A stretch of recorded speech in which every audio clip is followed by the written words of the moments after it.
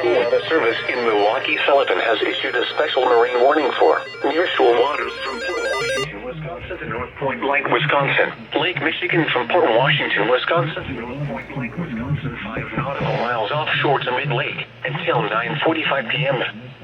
At 8:17 p.m., strong thunderstorms were located along a line extending from 17 nautical miles west of Port Washington to 35 nautical miles west of Milwaukee, moving northeast at 45 knots. Hazard: wind gusts to 40 knots and small hail.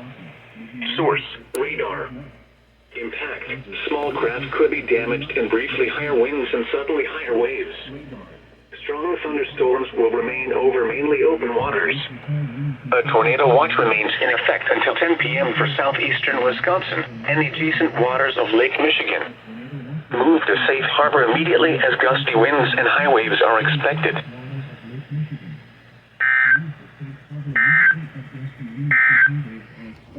A severe thunderstorm warning remains in effect until 8:30 p.m.